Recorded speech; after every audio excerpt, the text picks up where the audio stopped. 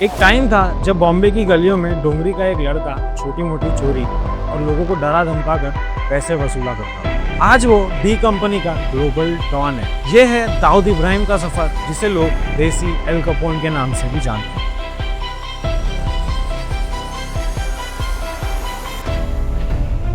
दाऊद इब्राहिम कास्कर का जन्म 26 दिसंबर 1955 में महाराष्ट्र के खेड़ गांव में हुआ। उनके पिता इब्राहिम कास्कर पुलिस में हेड कांस्टेबल थे। उनका बचपन मुंबई की डोंगरी की गलियों में बीता। वहीं पर वो पले बड़े और बिगड़े। स्कूल खत्म होते ही उन्होंने छोटी मोटी चोरियां करना शुरू कर दी। साइकिल की चोरी, एक्सटॉर्शन, पैसे वसूल करना और चेन स्नैचिंग। लेकिन उनके एम्बिशंस बहुत बड़े थे दोस्तों। उन्हें बनना था एक ग्लोबल डॉन। अपने इसी बड़े सपने को साकार करने के लिए दाऊद इब्राहिम कास्कर को सबसे पहले जगह मिली बासु दादा की गैंग। बासु दादा पठान गैंग में उन्होंने एंट्री तो ले ली थी, मगर गैंग के जो दूसरे लोग थे वो दाऊद इब्राहिम के पिता का पुलिस कांस्टेबल में होने का मजाक उड़ाते थे। और फिर 1974 में दाऊद इब्राहिम ने पहली बार रिटेलिएट किया, जब उन्होंने अपने ही गैंग के लोगों का सोडा बोतल से सर फोड़ा और वहां उन्होंने अपना नाम बना लिया था पठान गैंग। पठान गैंग के लोग भी दाऊद इब्राहिम से डरने लगे। वो समझ गए थे इसके अंदर कुछ तो ऐसी बात है जो लोगों से अलग है।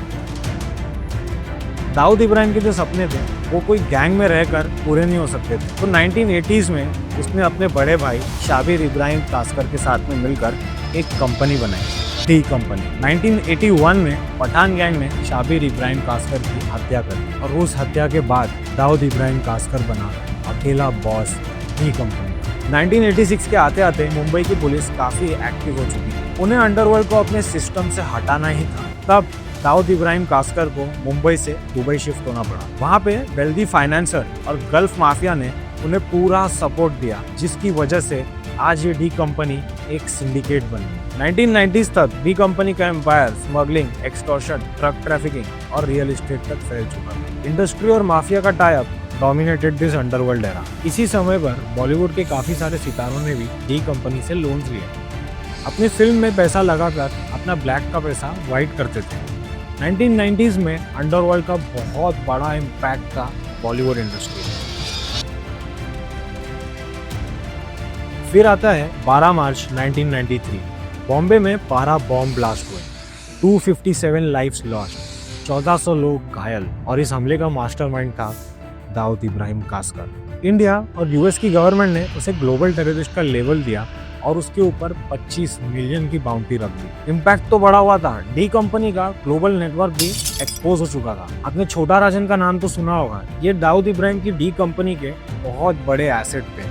आप ऐसा मान लो कि दाऊद जो दुबई से बोलता था उसे एग्जीक्यूट मुंबई में छोटा राजन करता था। और इस ब्लास्ट के बाद में छोटा राजन काफी नाराज था दाऊद से। ऐसा माना जाता है कि छोटा राजन इस ब्लास्ट के खिलाफ था। जैसे ये ब्लास्ट होते हैं उसके बाद में छोटा राजन दाऊद इब्राहिम की गैंग से अलग हो जाते हैं। जो लॉयल हिंदू होते हैं दाऊद इब्राहिम की गैंग में, उन्हें वो अपने साथ ले जाते हैं और यहाँ पर मुंबई का अंडरवर्ल्ड कम्युनल लाइंस में डिवाइड किया जाता है। इसी के साथ में गवर्नमेंट का सीक्रेट एड बनाया जाता है। 1991 तक मुंबई की पुलिस काफी ज्यादा एक्टिव हो चुकी थी। इन सारे गैंग्स को खत्म करना ही उनका मिशन बन चुका था। सरकार की ओर से उनके ऊपर खुली छूट थी और फिर हुआ शूट आउट एट लोखंडवाला। इसी के ऊपर बॉलीवुड की एक पिक्चर भी बनी है, जिसमें दिखाया गया है कैसे माया भाई और एटीएस यानी कि एंटी टेररिस्ट स्क्वाड का एनकाउंटर होता है ब्रॉड डे लाइट में। अब तक जो जंग मुंबई की पुलिस अंधेरे में छुप छुप कर लड़ रही थी, अब वो सीधा ब्रॉड डे लाइट में लड़ने लगी। उन्होंने तो जंग छेड़ दी थी डी कंपनी के खिलाफ और अंडरवर्ल्ड के खिलाफ मुंबई में।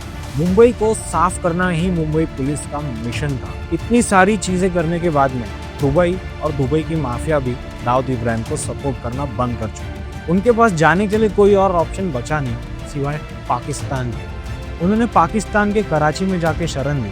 वहाँ की मिलिट्री ने उन्हें फुल सपोर्ट दिया। कराची में रहकर भी दाऊद इब्राहिम कास्कर ने अपनी डी कंपनी को बड़े अच्छे से चलाया। दाऊद इब्राहिम दुबई से कराची तो भाग चुका था। वो अपने देश इंडिया मुंबई में कभी वापस नहीं आ सकता था। वो जानता था अगर वो वापस आएगा तो पुलिस उसे पकड़ लेगी और उसे उम्र भर कैद में डाल देगी।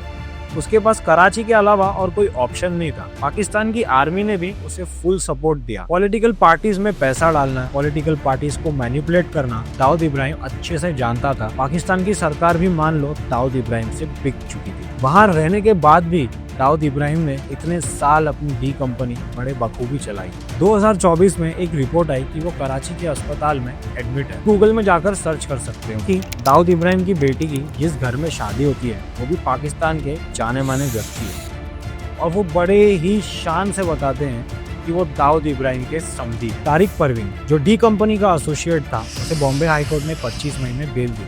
हाईलाइटेड प्रोलॉन्ग इनकैर्सिरेशन विदाउट ट्रायल, यानी कि उसका ट्रायल ही नहीं हुआ क्योंकि दाऊद इब्राहिम मेन मास्टरमाइंड ही नहीं पकड़ा गया। वो बुज़दिल दाऊद इब्राहिम अब भी कराची में मौजूद है। डोंगरी के लड़के से ग्लोबल टेरर सिंडिकेट के हेड तक का सफर दाऊद इब्राहिम ने तय किया। ये थी दाऊद इब्राहिम की जर्नी। अगले एपिसोड में हम बात करने वाले छोटा राजन वर्सेस डी कंपनी की। कैसे छोटा राजन ने डी कंपनी की गैंग में रहकर ही अपनी एक अलग गैंग बनाई और फिर सरकार के साथ में मिलकर डी कंपनी के खिलाफ जंग लड़ी। अगर आपको हमारा ये सीजन ऑफ मुंबई माफिया पसंद आ रहा है तो please like, share and subscribe to Mumbai alert stories. Video के एंड तक बने रहने के लिए शुक्रिया। मैं आपसे एक रिक्वेस्ट करूंगा कि ज्यादातर लोग जो हमें देखते हैं वो हमें सब्सक्राइब नहीं करते, तो प्लीज सब्सक्राइब करके हमें सपोर्ट दीजिए। मैं हूं अनमोल शर्मा, अब मैं आपसे विदा लेता हूं। अब हम मिलते हैं अगले एपिसोड में किसी नई कहानी।